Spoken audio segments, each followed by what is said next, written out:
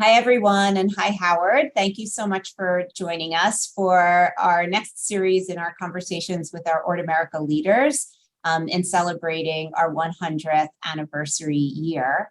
We're delighted to hear from you, our chair of the ORT America Board of Directors, and I'm eager to hear about your perspectives and thoughts on the past, present, and future. Thank you, Barbara, and I'm delighted to speak with you as always, and to speak about ORT as always. As always, great. So the first thing I'm going to ask you is, how did you originally become involved with ORT? Well, I originally became involved as sort of the trailing spouse. My wife, Gail, has been a committed ORTist for well over 30 years.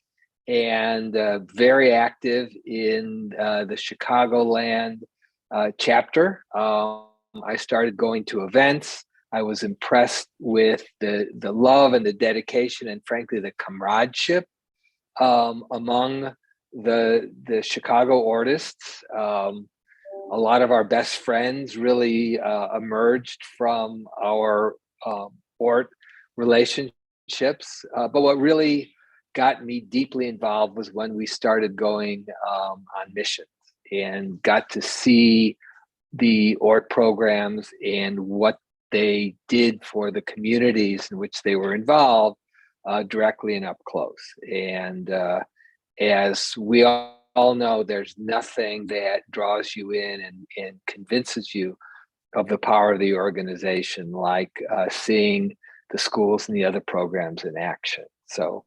And once I did that, I was hooked. Right. So you mentioned two things I was going to ask you about. One is that it is a bit of a family affair for you, your involvement with ORT. As you mentioned, Gail has also been very involved. She's also a member of the board, has been a Chicago regional president. Your son, Jonathan, is also a member of our national board. Yes, he is. Yeah. So what else would you say about the fact that it's sort of a family activity, and bringing Jonathan in, I'm sure must resonate in a certain way with you for the future? We've always emphasized in our family the importance of giving back and giving back to the community.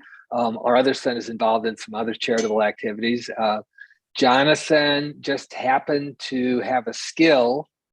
He was a marketing person at the time, and it was at a time when ORT America was going through a rebranding, and there was a great match there, and it was a great opportunity for John to use his experience and his skills, and like Gail and I, fell in love with the mission and the program, and has been very involved ever since, and it gives us great joy.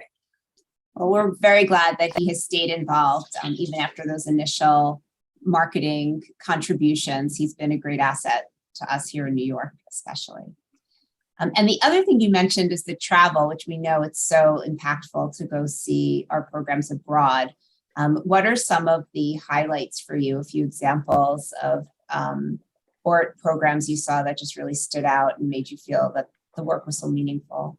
Well, I don't want to pick out one program over another. I mean, we've had the pleasure of traveling to Israel a number of times, to Moscow and St. Petersburg, to Buenos Aires, to Sofia, and a number of other countries.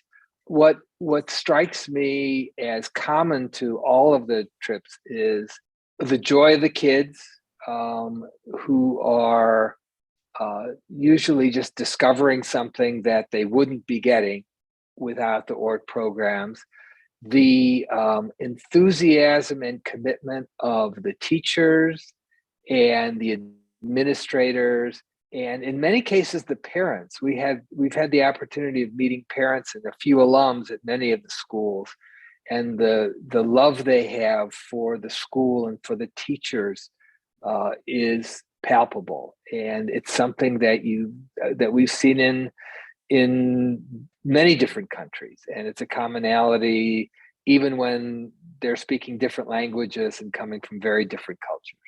And hopefully lots of people will join us on future trips now that we're all traveling again. I will always push for that. Just getting to know and getting to be closer with your fellow ORT mission goers. There's something very special about traveling together and traveling with ORT. It either creates or solidifies bonds that last for years and, in fact, decades.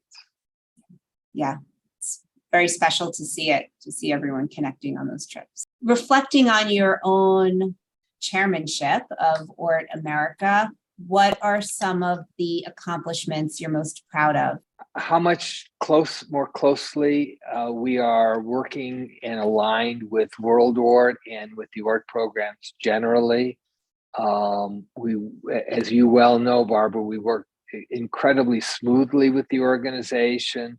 So as a funding country, and frankly, the largest funding country, it's important that we understand that our professionals and our lay leaders have a good understanding of where World ORT is going, where they are today and where they're going in the future. And, another accomplishment has simply been the growth of our membership and our leadership. We brought a lot of new lay leaders into the organization.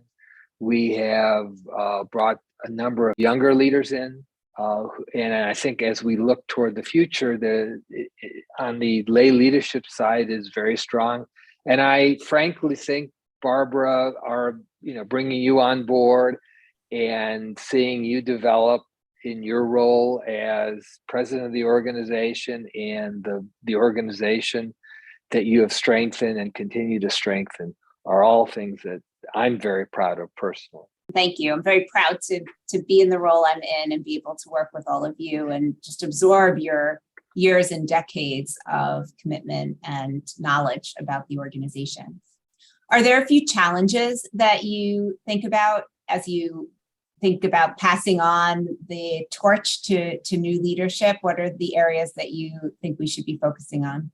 Well, as successful as we have been at ORT America, I think we have really just scratched the surface in terms of what we should be doing in terms of fundraising. When you look at the size of the American Jewish community and the level of philanthropy, and particularly as we see this generational shift going on within the community and a whole new generation of philanthropists coming into their own, there's enormous potential. We've really just begun to scratch the surface of that. And when you look at what ORT does around the world and how our values are so aligned with the values of American philanthropists, certainly American Jewish philanthropists, in terms of the emphasis on education, on educating for life, the importance of reaching out to underserved community, the importance of bringing people who have not been connected to their Judaism and their Jewish community, bringing them closer and connecting people with their heritage and their culture. Those all resonate so strongly. Very frankly, we should be raising multiples of the wonderful amounts of money that we do raise every year. It's a great opportunity. It's a great challenge. And I think there's plenty of runway there left for our organization to continue to fly even higher. Sounds good to me. And just as some last words, any particular hopes for the future or something special as we celebrate the 100th, what you'd like to see in the next 100 years? We say among ourselves a lot that ORT is sort of the best kept secret in the Jewish philanthropic world, at least in the US.